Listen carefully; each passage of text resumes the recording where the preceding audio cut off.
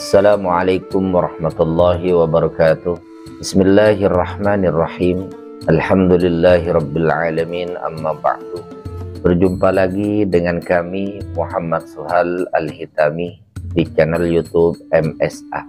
Saudaraku seiman seagama, sebentar lagi akan memasuki Hari Raya Idul Adha, dan kebetulan hari raya tersebut masuk di hari Jumat. Banyak perbincangan, banyak pertanyaan ketika sholat Id itu jatuh pada hari Jumat. Apakah masih ada kewajiban untuk melaksanakan sholat Jumat? Nah, di sini ada beberapa pendapat yang menyampaikan bahwa ada yang menggugurkan kewajiban sholat Jumat, bahkan mengganti dengan sholat zuhur. Ada juga imam yang mengatakan gugur sholat Jumat, bahkan zuhurnya juga gugur kecuali sholat asar. Nah, ini kita kaitkan dengan kisah sahabat Nabi yang beliau rumahnya jauh daripada Masjid Nabawi. Suatu ketika sahabat ini telah melaksanakan sholat Id di Masjid Nabawi. Terus sahabat ini pulang selesai dari sholat Id. Nah, disitulah apakah sahabat ini harus kembali lagi untuk melaksanakan sholat Jumat?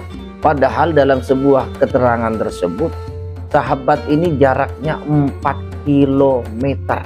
Berarti dalam 1 kilometer itu jumlah jaraknya 1000 meter. Berarti kalau 4 kilometer ada 4000. Dari rumah ke masjid dan dari masjid ke rumah berarti terhitung 8 kilometer. Kalau seandainya itu jalanannya enak dan naik mobil mungkin tidak masalah. Nah, ini sahabat zaman dulu jalan kaki melewati gurun, mungkin bisa melewati lempengan gunung-gunung batu di sana. Begitu susahnya. Kalau bawa onta, kendaraan mereka juga begitu susahnya kalau 4 kilometer jauhnya. Di sini timbul permasalahan dan juga ada solusinya. Inilah mudahnya kalau kita berada di agama Islam. Ternyata Nabi Muhammad SAW itu pernah bersabda, "Shallal 'ida summa rakhasa fil jum'ati faqala man syaa'a ay yusalliya falyusalli." Rasulullah itu menjalankan sholat Id, melaksanakan sholat Id, kemudian memberikan rukhsah untuk tidak menjalankan sholat Jumat. Tapi beliau bersabda, yang ingin melaksanakan sholat Jumat silahkan. Nabi tidak melarang. Lalu di Indonesia ini apakah sama dengan yang dialami oleh sahabat yang di Madinah tadi? Di Indonesia setiap dusun ada masjid. Bahkan setiap RW ada masjid yang kita tempuh tidak sampai 1 kilo. 5 menit, bahkan kalau naik motor bisa 1 menit sudah sampai masjid. Karena di Indonesia ini adalah mayoritas Islam yang masjidnya ratusan ribu. Nah, kejadian yang dialami oleh sahabat tersebut bisa berlaku kalau di Indonesia itu hidupnya di pedesaan. Mungkin ada di desa-desa, di daerah gunung-gunung yang nempuh ke masjidnya itu bisa 1 jam dan sulit perjalanannya. Kemudian dia balik lagi ke rumahnya kesulitan juga. Ya, artinya saking jauhnya masjid tersebut. Nah, kalau di kota Ilok kita itu masih malas untuk melaksanakan sholat Jumat. Walaupun ada rukhsah dari Nabi Muhammad SAW. Nabi itu memberikan rukhsah karena pada zaman dahulu itu masjid benar-benar jauh. Itu tadi 4 kilo.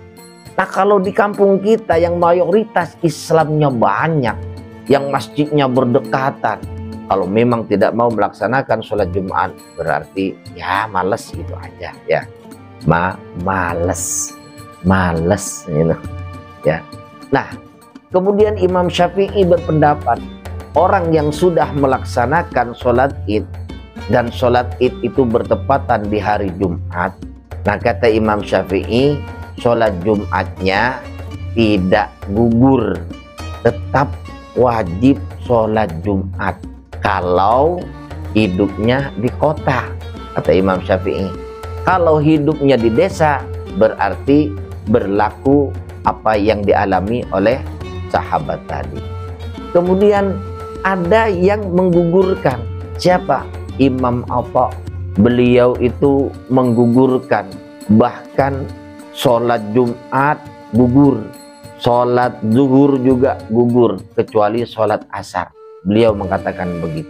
Nah, saudaraku seiman seagama, kalau memang Jumat nanti ini hari raya Idul Adha, berarti tidak berlaku apa yang dialami oleh sahabat. Kalau menurut Imam Syafi'i, kita harus tetap melaksanakan sholat Jumat karena masjid-masjid di sini di kota khususnya berdekatan, artinya tidak jauh.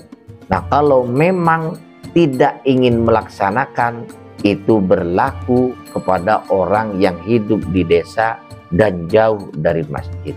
Inilah sekilas tentang perbedaan kehidupan di kota yang dekat dengan masjid dan kehidupan di desa yang jauh dari masjid. Dan rukhsah itu bisa berlaku baik di kota maupun di desa.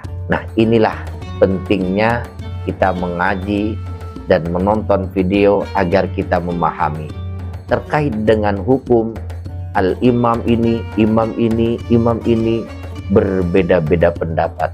Kita kembalikan, hanya Allah yang tahu. Sekian, terima kasih. Wassalamualaikum warahmatullahi wabarakatuh.